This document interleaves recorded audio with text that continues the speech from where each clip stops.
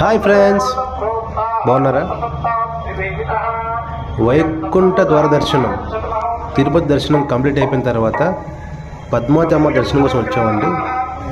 పద్మావతి అమ్మ దర్శనం కోసం వచ్చేటప్పుడు ఆ టెంపుల్ బయట ఫ్లవర్ షో అనేది పెట్టారండి.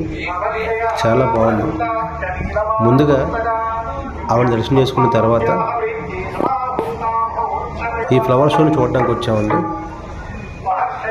ఫ్లవర్ షోలో రామాయణం, మహాభారతం, కురుక్షేత్రం ఇలా డిఫరెంట్ కైండ్స్ ఆఫ్ ఎలివేషన్స్, దాని స్టాట్యూస్, దాని డిజైన్స్, దాని ఫొటోస్, చిన్న చిన్న టెంపుల్స్, అంటే మనకి రామాయణాన్ని, మహాభారతాన్ని, కురుక్షేత్రాన్ని మనకి కళ్ళ కట్టినట్టు అర్థమయ్యేలాగా ఆ డిజైన్ చేశారండి. దానికి తగ్గట్టు ఫ్లవర్ షో కూడా పెట్టారు. మీకు చూస్తుంటే అర్థమవుతుంది కదా.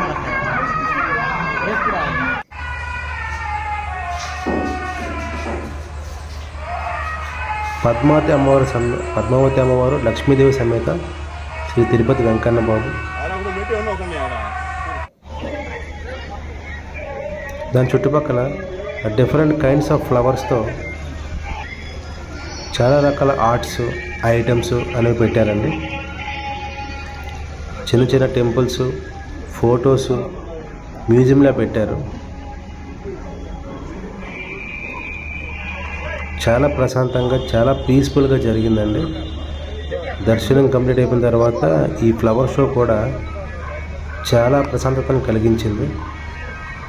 చూస్తున్నారు కదండి, డిఫరెంట్ కైండ్ ఆఫ్ ఫ్లవర్స్ ఎక్కడెక్కడి నుంచో తీసుకొచ్చారు. పైన తిరుపతి వెంకన్న దర్శనం అయిపోయిన తర్వాత వైకుంఠ ద్వారం ద్వారా మనల్ని బయటికి పంపిస్తారు. ఆ వైకుంఠ ద్వారం అంతా రకరకాల ఎక్కడెక్కడి నుంచో తీసుకొచ్చిన ఫ్లవర్స్, మన ఇండియా మొత్తం మీద ఉన్న ఫ్లవర్స్ అన్నీ, ఇంకా చెప్పాలంటే కనుక వేరే కంట్రీ నుంచి కూడా తీసుకొచ్చిన ఫ్లవర్స్ కూడా ఉంటాయి.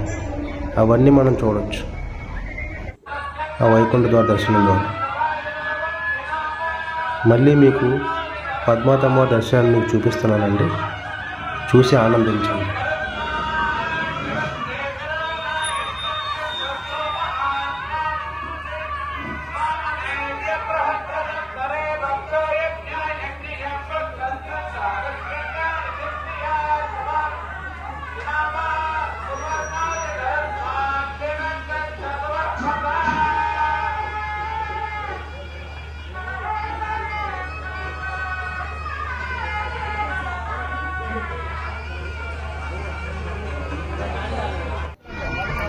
దశావతారాలండి,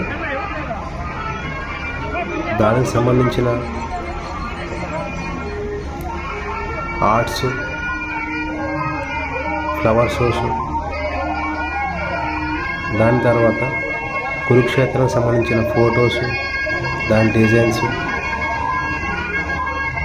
దాని తర్వాత రామాయణం, దానికి సంబంధించిన ఫొటోస్, డిజైన్స్ చూస్తున్నారు కదా.